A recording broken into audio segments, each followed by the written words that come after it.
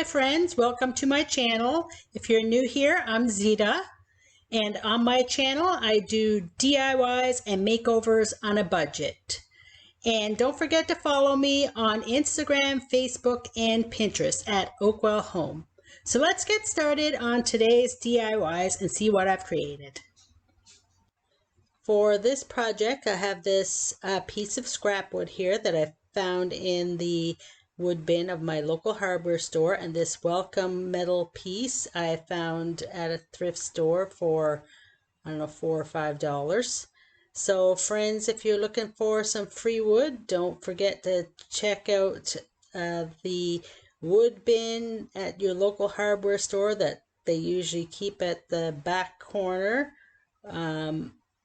And this will cut your costs down on your projects, or if you just want to create something fun and with some wood, go check out your local hardware store. So I'm using some chalk paint here that I'm want to get rid of because I've had for a long time. So this is kind of like a creamy white. So I put a couple of coats of that on, and you'll see me later on. I do paint the back side as well. So I do want to frame out this piece. So this is also some scrap wood that I found in that scrap wood pile. So even little pieces like this, you can use it as a frame for the bigger pieces of wood. So again, go check out your local hardware store and see if they have a scrap wood bin. Nothing like some free wood.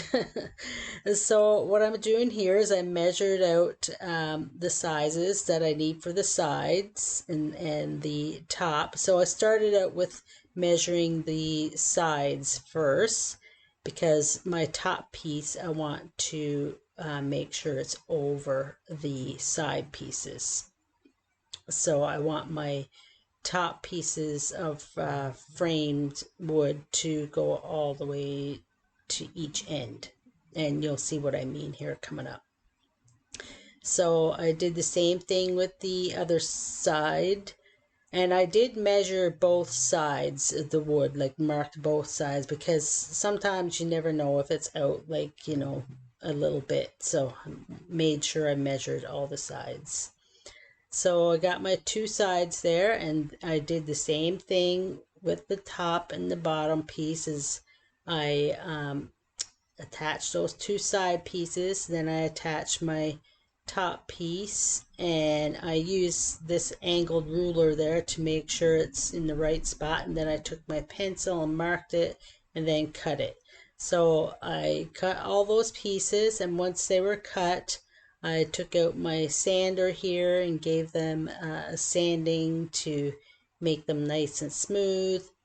And once I had all of those sand down, I do take a damp cloth and wipe them down so there's no dust on those pieces of wood. And I also wipe down my surface as well. So here you see me painting the back, and this is a homemade chalk paint that I made.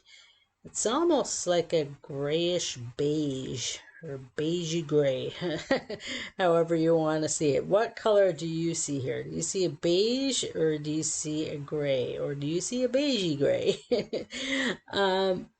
Anyway, so you will see me try out both sides with these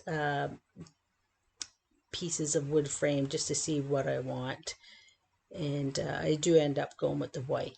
So what I do here next is I'm staining these wood pieces for the frame. So what I did is I just took some black acrylic paint and added some water to it with like a little, I don't know, kind of like a little dropper or syringe. You'll see me use it here. I'll add some more water. So I just applied that with a sponge brush, and then I took my cloth and wiped back my wood pieces with a cloth to get off all that excess paint, and that way it kind of looks like a black stain. So I did that with all my wood pieces, and that's how it looks. So here you'll see me try out the framed pieces and the welcome, and I am putting hooks on this as well. So there's my little welcome metal piece. So try it out on the white side first with my framed pieces just to see how that looks. And the hooks that I'm going to be putting on here, I'm putting 4 hooks on here. And these I picked up at the dollar store, friends. And they were silver first, and I spray painted them black and put a clear coat on top just so that stayed on there. Well, first I put a Fusion Ultra Grip on the metal first before I spray painted them black, just so the paint would stick to the metal, because sometimes paint does not want to stick to metal if you don't put something like, you know, a Fusion Ultra Grip, or you could use like a Rust-Oleum clear coat. And right here, friends, I thought I had my you know, I thought I was recording and I wasn't, so I used an IOD stamp to get that kind of like a plank style, barnwood plank style on the framed piece. So I just applied some black ink to it and just stamped that on where I wanted to stamp it. So now I'm going to use my nail gun to put in my framed pieces. And make sure you're practicing safety here, friends. Wear your safety glasses and make sure to take out the battery once you're finished, so, you know, kids don't get at this type of tool. And once that is done, I am going to pre-drill some holes for the welcome piece and the hooks. And oh guys, I forgot to put wood glue on all the other pieces except one piece. I was really backwards with this DIY. I had a bunch of DIYs on the go, and I don't know, I just didn't seem to be thinking, or I just did a few things backwards. But I want to show you all that, you know, I make mistakes with my crafts and I'm not afraid to show them, and it's okay if you make mistakes with crafts too. It's, you know, that's what crafting's all about, is learning how to do it better. And I know that I should have applied wood glue there. I just forgot, and sometimes we're going to forget too. But I'm using nail gun, so it's all these pieces of wood that I use for the frame are going to be fine on here. So again, I'm taking out my battery here, and I'm just placing my welcome piece and my hooks where I want them, and measuring out just to make sure everything is centered up. And then I'm going to pre-drill my holes. Now, I also did something else wrong here, backwards, which you'll see me do. So you'll see me pre-drill the holes, drill all of these hooks and the welcome piece in, and I usually apply a wax to the wood as well, and I forgot to do that. So, but when you're applying wax to your wood piece, and if you have an ink on there, you are going to want to make sure your ink is dry, or else that ink is going to smear. And I know that because I've done that with a project, and if you've been watching my videos, you will have seen me do that. And here I'm just using a chip brush to get all that excess dust off from my wood piece from pre-drilling my holes. So here I'm drilling my, screwing in my screws, and I didn't have enough black screws. So what you'll see me do here after I have them all screwed in is I take a black marker and I just paint over those few silver screws because I didn't have enough black screws. I need to go to the hardware store and grab some little short screws. I have a bunch of screws, but they were just too long for this piece and I just needed some short ones. So I had enough short ones because I just organized my screws and nails actually because they were just all mixed in together. This way it was quicker to find when I organized them. But yeah, they were just silver, so I just painted them with the permanent marker. And here is another backwards thing I did. I should have done this before I applied my welcome and the hooks. I should have put my sawtooth hangers in. And you can use D-rings for hanging this as well if you prefer that. So I just measured out with my angled ruler here to make sure they were both being nailed into the same place. So yeah, I did a lot of backward stuff with this project, but like I said, I want to share it with you, and just so you don't feel bad when you make mistakes, because I make lots of them. And hopefully next time I remember to put these sawtooth hangers in first. But I have done this with other projects too, so we'll see if I learned for the next project.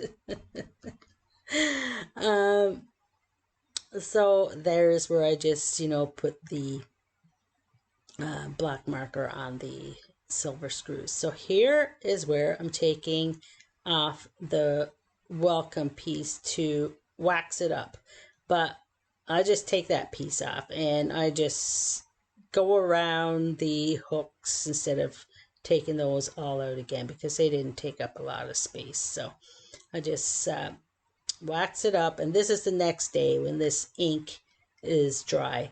And what do you think of that plank style stamp that I put on there that I forgot to press record on? I like it. It looks like it's real wood, it just brought out the texture of the wood more. So that is a really great stamp to get if you're looking to get some IOD stamps. So here I am drilling that welcome piece in again, and this is what it looked like before, just a scrap piece of wood, and now I have this beautiful rack that says welcome. And I am going to try and sell this one, and we'll see how quickly this one sells. I love it. I love it.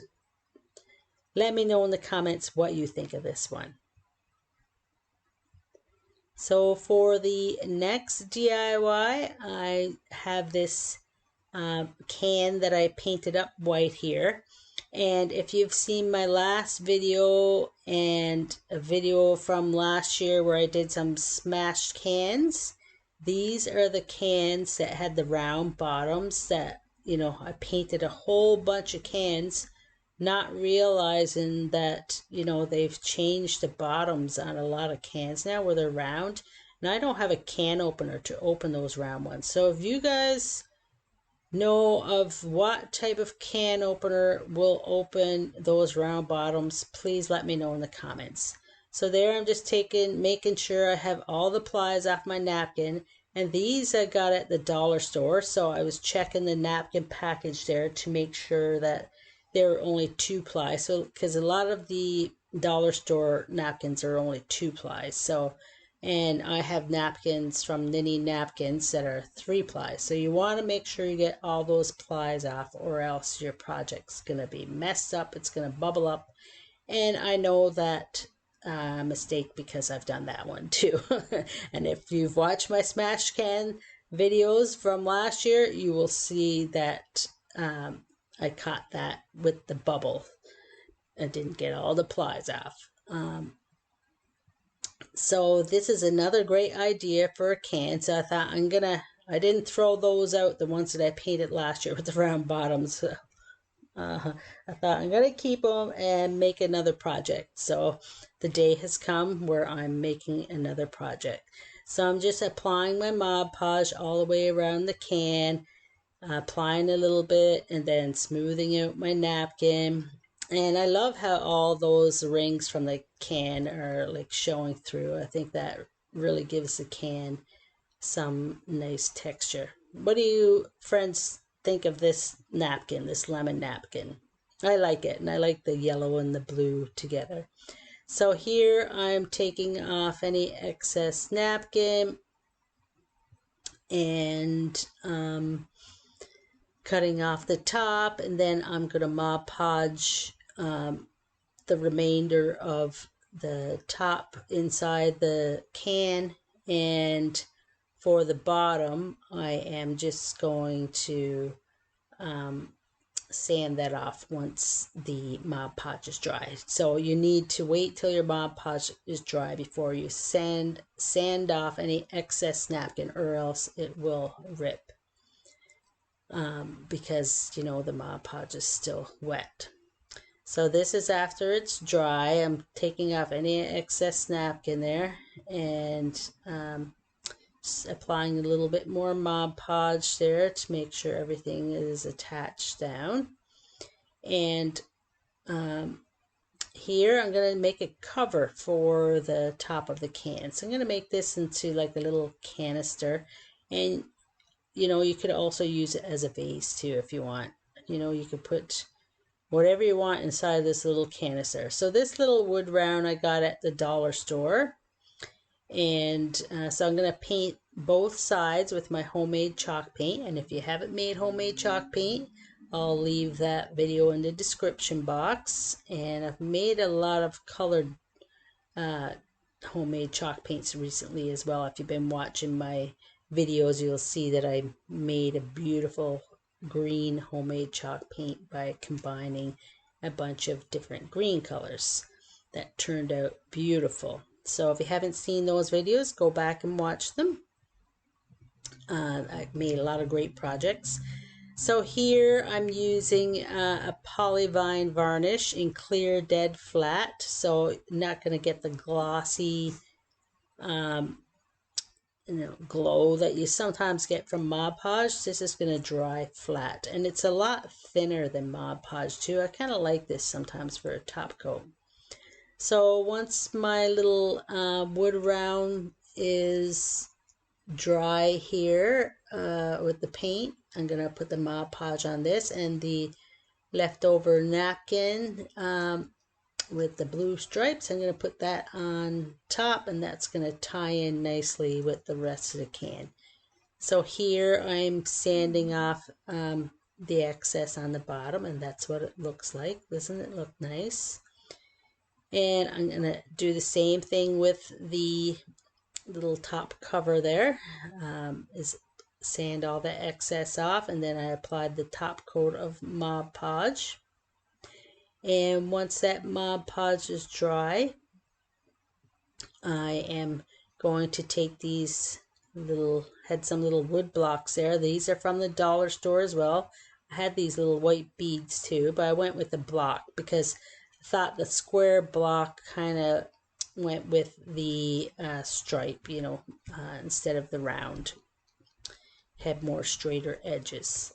So now I'm just painted that up and used some hot glue and put that on top, and there it is. It's finished. And so that's what it looked like before, and here's what it looked like now. Isn't that adorable? I love it, and I love those colors. It's nice and bright for the spring. So let me know what you think of this. This be great to do for a big coffee can too. Here it is as a vase with some lavender in there that goes really nice with the blue and the yellow. So friends, I hope you enjoyed these two projects today. I really appreciate you sharing some of your time with me. Don't forget to give me a like and a comment, and hit that subscribe button. That's going to help my YouTube channel grow, and I would really appreciate it if I could gain some more crafting friends. So thanks very much, friends, and I'll see you in the next video. Bye.